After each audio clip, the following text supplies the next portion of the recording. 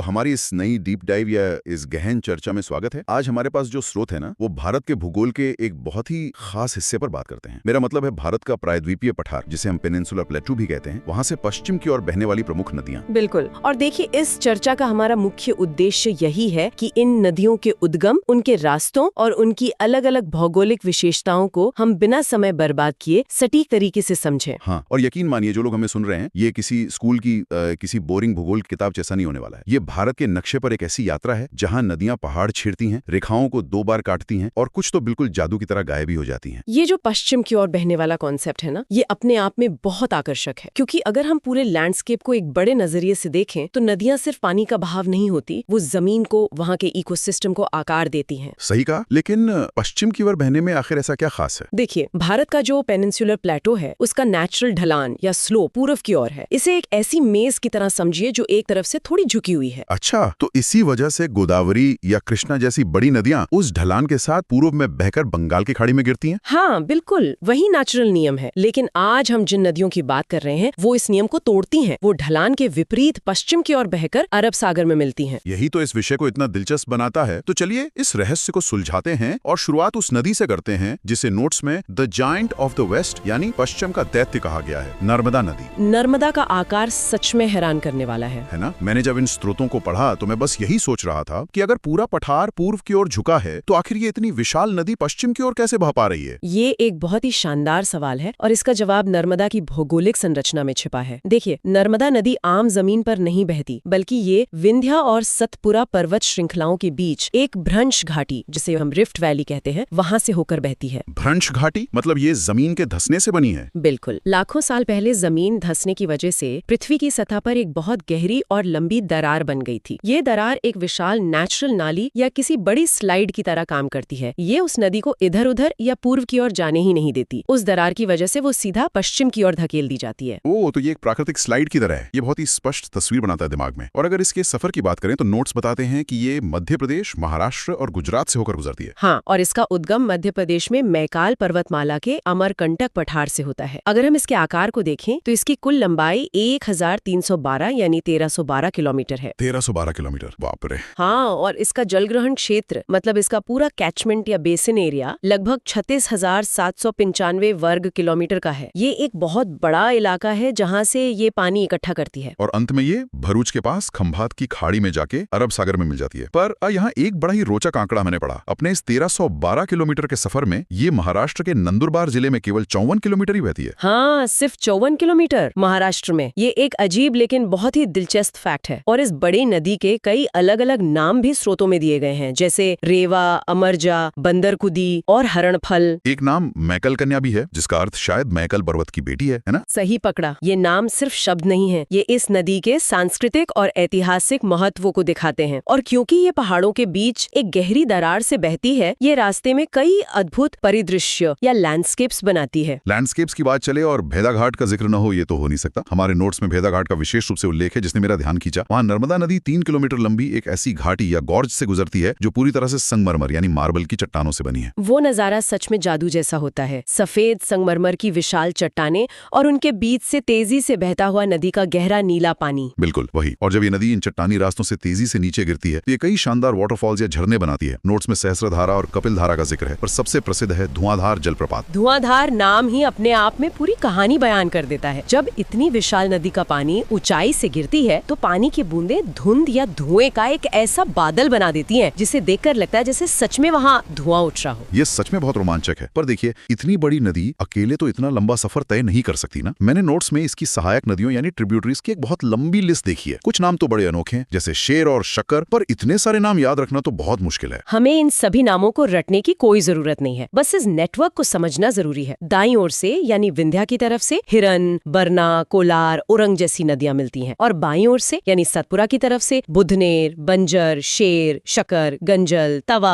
और कुंडी नदियां। तो ये सहायक नदियां ही उस जायंट को उसकी ताकत देती हैं। बिल्कुल। ये मध्य भारत के घने जंगलों और पहाड़ों का पानी इकट्ठा करके नर्मदा को वो ताकत देती हैं जिससे वो the giant of the west बन पाती हैं। और शेर और शक्कर जैसे नाम ये बताते हैं कि ये नदियां स्थानीय जीवन से कितनी गहराई से जुड़ी है। ये एक बहुत ही शानदार नजरिया है। चलिए अब अपनी इस यात्रा को आगे बढ़ाते हैं और एक और महत्वपूर्ण पश्चिमी नदी की ओर चलते हैं, जिससे नर्मदा की जुड़वां या द ट्विन रिवर कहा गया है। तापी नदी, इसका स्वभाव तो बिल्कुल नर्मदा जैसा ही लग रहा है। जी हाँ, तापी को नर्मदा की जुड़वा इसलिए कहते हैं क्योंकि ये भी बिल्कुल नर्मदा की ही तरह पूर्व से पश्चिम की ओर एक भ्रंश घाटी में बहती है। इसका रास्ता नर्मदा के लगभग पैरेलल या समानांतर ही चलता है। इसका उद्गम मध्य प्रदेश के बैतूल जिले में मुल्ताई नामक स्थान से होता है। पर नर्मदा की तरह ये भी मध्य प्रदेश, महाराष्ट्र और गुजरात का सफर तय करके खंबात की खाड़ी में गिरती है। अगर हम तापी के आकार की बात करें तो ये नर्मदा से थोड़ी छोटी जरूर है, पर आम नदियों के मुकाबले ये भी कोई छोटी मोटी नदी नहीं है। सही कहा। तापी की कुल लंबाई 724 किलोमीटर है और इसका जल ग्रहण क्षेत्र लगभग 65,150 वर्ग किलोमीटर है। पर मैंने देखा कि महाराष्ट्र में इसका सफर नर्मदा से काफी अलग है। नर्मदा बस 54 किलोमीटर थी, पर तापी महाराष्ट्र में 208 किलोमीटर बह रही है। हाँ, ये महाराष्ट्र में एक लंबा और बहुत ही महत्वपूर्ण सफर तय करती है। ये मध्य प्रदेश के बुरहानपुर दर्रे यानी एक नेचुरल माउंटेन गैप से होते हुए महाराष्ट्र के जलगांव जिले में रावेर शहर के पास प्रवेश करती है। ये दर्रा सतपुरा के पहाड़ों के बीच से निकलने का एक प्राकृतिक रास्ता है। और फिर महाराष्ट्र का सफर पूरा करके ये नंदुरबार जिले के प्रकाशा शहर के थोड़ा पश्चिम से गुजरात में घुस जाती है। ये जानकारी तो बिल्कुल किसी नक्शे को जूम करके देखने जैसी है। पर अगर हम तापी की सहायक नदियों पर नजर डालें, दाईं और बाईं ओर से आने वाली नदियों की एक बहुत ही लंबी सूची है हमारे पास। हाँ, वो सूची थोड़ी लंबी जरूर है। थोड़ी लंबी। दाईं ओर से बेतुल, पटकी, गांजाल, दथरंज, गुली, अनेर, अरुणावती, गोमई, वालेर, बोकर, सुकी और कांकी। और बाईं ओर से तो और भी हैं, अंभोरा, खुरसी, खंडू, कपरा, सिपरा, गर्जा, खोखरी, उतावली, वाघुर, गिरना, पूर्णा, बोरी, अमरावती और पंजरा। भाई, एक सुनने वाले के रूप में कोई इन सब का क्या करे? मैं समझ सकती हूँ, 20 से ज्यादा नाम एक साथ देखकर कोई भी उलझ सकता है। लेकिन यहाँ असली बात इन नामों को याद रखना नहीं है, बल्कि इस नेटवर्क के असर को समझना है। विशेष रूप से बाईं ओर की बड़ी नदियाँ जैसे गिरना, पूर्णा और पंजरा, ये सब मिलकर एक विशाल जलजाल या वाटर वेब बनाती हैं। जैसे किसी बड़े पेड़ की जड़ें होती हैं। बिल्कुल वैसे ही। देखिए, महाराष्ट्र का खांडेश क्षेत्र और गुजरात के कई मैदानी इलाके काफी सूखे रहते हैं। तापी के सहायक नदियां उन सूखे इलाकों के लिए किसी संजीवनी से कम नहीं है। इस पूरे नेटवर्क की वजह से ही वहाँ खेतीबाड़ी या कृषि संभव हो पाती है। अगर ये नदियां ना हो तो वो पूरा इलाका बंजर हो जाएगा। अब ये बात दिमाग में बिल्कुल क्लियर हो गई। ये केवल नदियों के नाम नहीं है, ये लाखों लोगों के जीने का आधार है। तो ये थी हमारी ट्विन रिवर। अब आगे बढ़ते हैं हमारी अगली कैटेगरी में। दो ऐसी नदियों का जिक्र है जिनकी खासियत उन्हें बहुत अलग बनाती है। इन्हें हम द स्पेशल क्रॉसर्स कह सकते हैं, साबरमती और माही। हाँ, साबरमती के बारे में स्रोतों में बहुत संक्षिप्त जानकारी है। इसका उद्गम राजस्थान में अरावली पर्वत के दक्षिणी ढलान पर मेवार की पहाड़ियों से होता है। इसकी एक और खासियत ये है कि ये शुरुआत में कोई एक नदी नहीं है। ये सबर और हथमती नाम की दो अलग अलग नदियों का जॉइंट फ्लो है, तभी ये साबरमती बनती है। इसकी कुल लंबाई 320 किलोमीटर और क्षेत्र करीब 21,895 वर्ग किलोमीटर है। ये भी खंबात की खाड़ी में गिरती है। ये सब तो ठीक है, पर साबरमती के ठीक बाद नोट्स में माही नदी का जो फैक्ट है ना, वहाँ मेरा एक बहुत बड़ा आहा मोमेंट था। आप कर्क रेखा वाली बात कर रहे हैं ना? हाँ, वही। माही नदी भारत की एकमात्र ऐसी नदी है जो कर्क रेखा यानी ट्रॉपिक ऑफ कैंसर को 2 बार पार करती है। मैं बस ये सोच रहा था कि आखिर कोई नदी ऐसा कर कैसे सकती है? एक बार पार किया तो आगे बढ़ाना चाहिए ना। ये भूगोल का एक बहुत ही शानदार और विजुअल उदाहरण है। इसे समझने के लिए हमें जमीन की बनावट को देखना होगा। कर्क रेखा बस एक अक्षांश या लैटिट्यूड है, जमीन पर कोई फिजिकल दीवार नहीं है। सही बात है। तो होता ये है कि माही नदी मध्य प्रदेश में विंध्या पर्वत के पश्चिमी भाग से निकलती है। वहाँ से ये पहले उत्तर की दिशा में यानी नॉर्थ की तरफ बहना शुरू करती है और इसी उत्तर की ओर जाने वाले रास्ते में ये पहली बार कर्क रेखा को काटती है। लेकिन फिर ये वापस कैसे मुड़ जाती है दूसरी बार काटने के लिए? स्थान पहुँचती है तो वहाँ के पठारी ढलान एक प्राकृतिक दीवार की तरह इसके रास्ते में आ जाते हैं। वो ढलान नदी को आगे उत्तर में जाने से रोक देता है और उसे एक यू टर्न लेने पर मजबूर कर देता है। ओह, तो ढलान की वजह से वो पलट जाती है। बिल्कुल। फिर ये नदी दक्षिण की ओर गुजरात की तरफ मुड़ जाती है और इसी वापसी के सफर में ये दूसरी बार कर्क रेखा को पार कर लेती है। ये इस बात का बेहतरीन उदाहरण है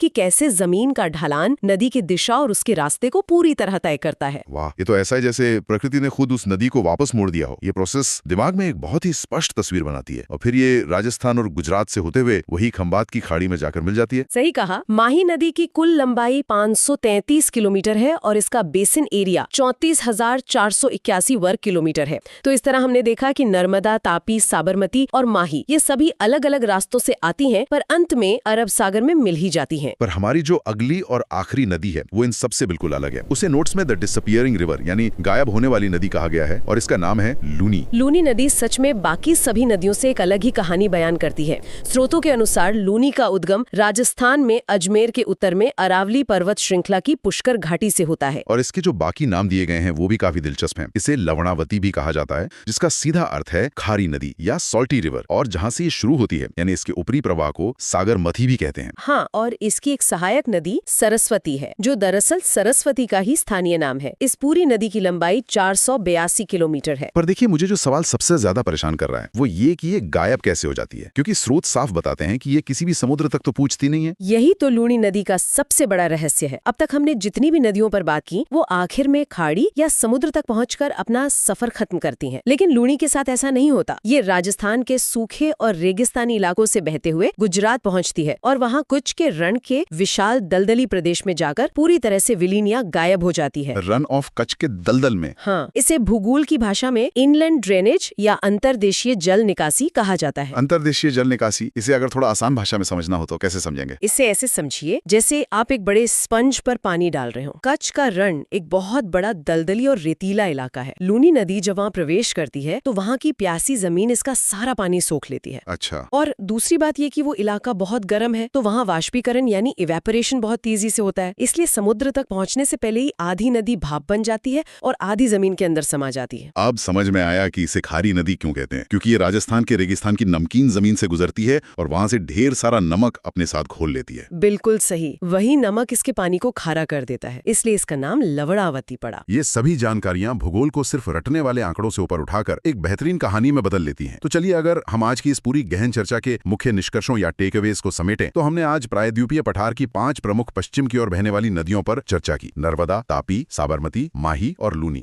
आज की इस गहन चर्चा में अपना विशेषज्ञ नजरिया साझा करने के लिए बहुत बहुत धन्यवाद। उम्मीद है कि भारत के भूगोल की ये पश्चिमी यात्रा सभी के लिए उतनी ही दिलचस्प रही होगी जितनी हमारे लिए।